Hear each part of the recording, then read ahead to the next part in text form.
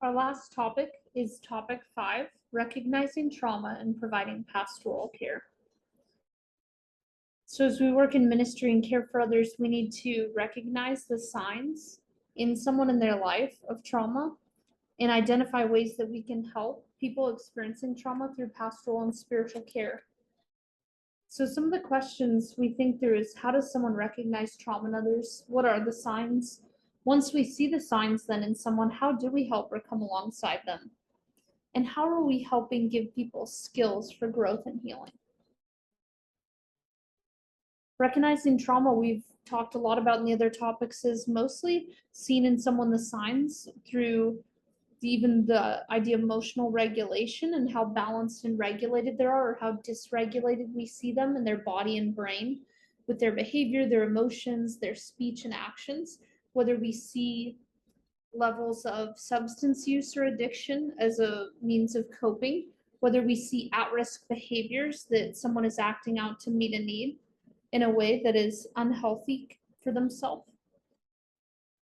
And so how we do this is through the window of tolerance and seeing where someone is at in their brain and body and actions and speech, whether they're in that place of balance and health and regulation where they have logic and space and capacity to respond and to think before reacting, or whether we see someone operating above the window, hulking out, where we see their emotions and behaviors are coming out and bleeding out through that aggression and anger and intensity, or below the window, the freeze shutdown turtle, and living into coping and difficulty with mental health, addiction, dissociation.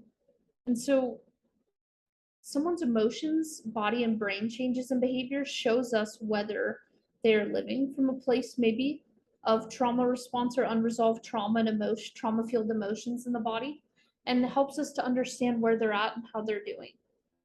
And so the simple short answer to what heals trauma is, Basil van Kolk says, interoception is healing for trauma. And interoception is that present felt sense of one's own body, physiological processes that include emotional regulation and awareness, but it starts before that. And so it's self-awareness in our body, in our emotions, on a scale of 1 to 10. If 1 or 0 is fully regulated and calm, and 10 is feeling dysregulated above or below the window, where am I at in my body? What's happening? And so the idea of being dysregulated is the idea of when we have the muscle tension, the racing heart, the feeling in our gut, temperature changes, when it's hard to access logic and reasoning, and we go back to the primal part of the brain that's emotional and reactive.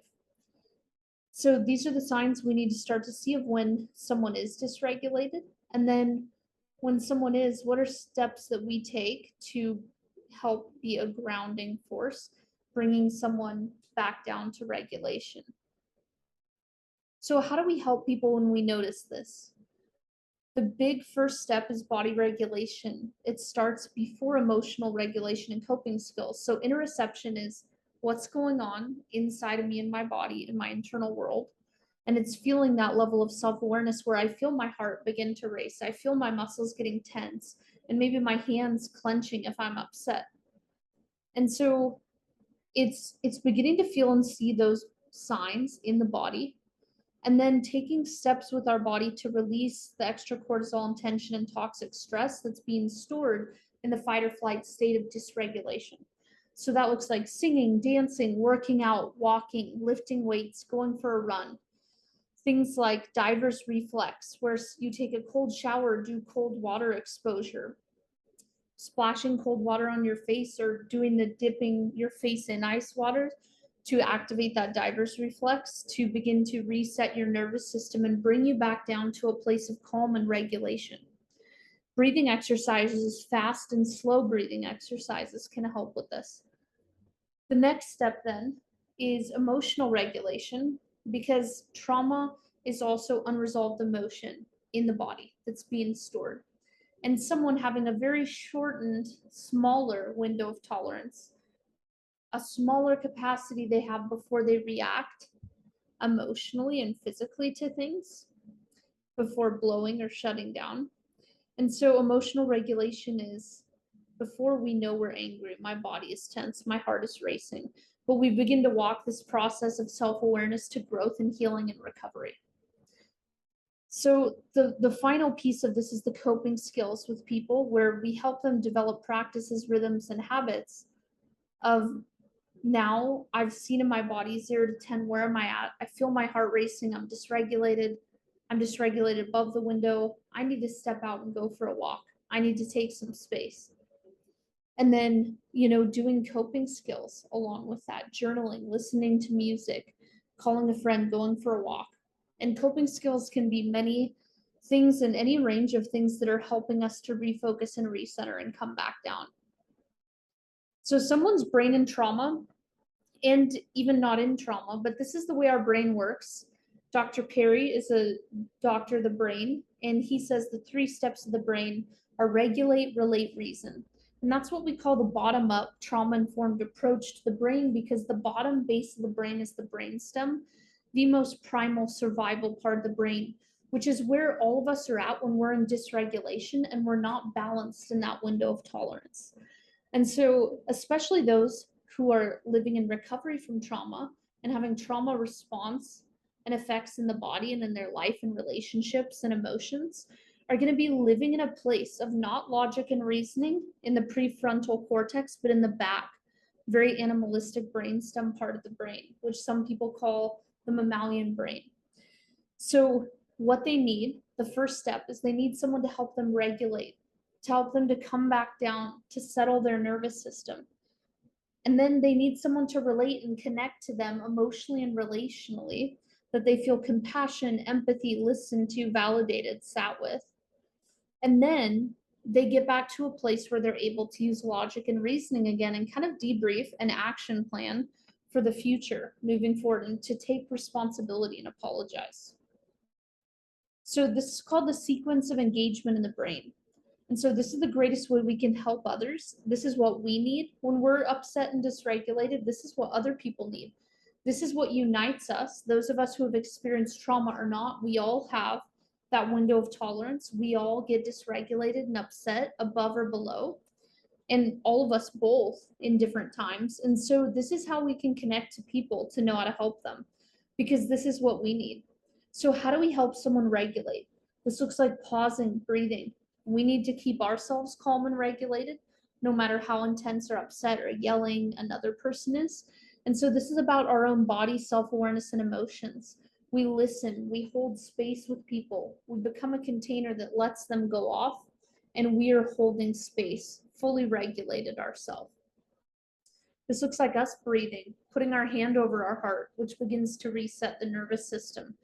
Keeping myself and my body calm when I'm in the presence of someone who's dysregulated, and listening, doing active listening, not talking, not trying to change or fix what they're feeling or tell them to calm down. And then once they felt listened to, actively validated, because remember, validation is not agreement. Validation is hearing someone's emotion and naming it, and that what they're feeling is real and valid. This can sound like if someone comes to me and they're very upset with something that happened. They're very angry, they feel betrayed by something someone did.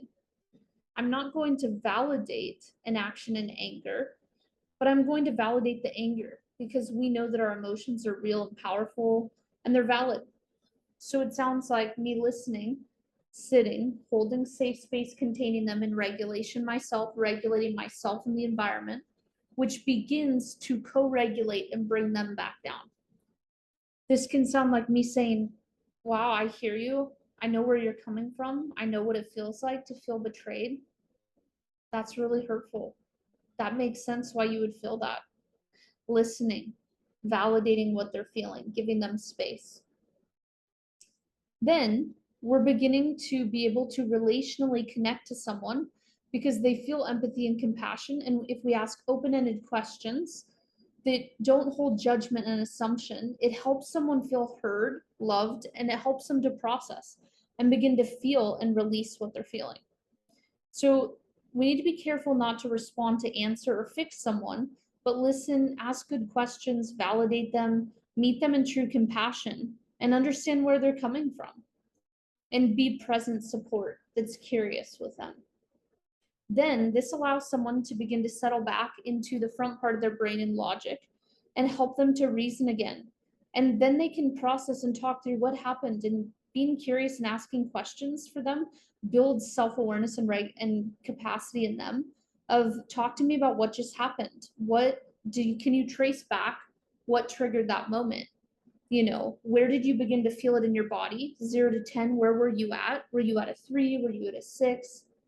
And then problem solve, create future action planning, of next time, what's something you could do?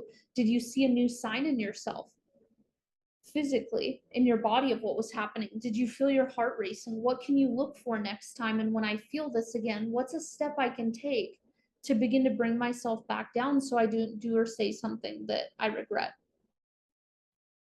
So this is how we help de-escalate others. I think pastoral care, then coming off of this, that's trauma informed, is really entering into this 5-step process, which is what I do when I sit with people I'm serving and ministering to and people in their trauma. The first step is always active listening, listening and not listening to fix, respond, but truly listening and leaning into the tension of that in the silence.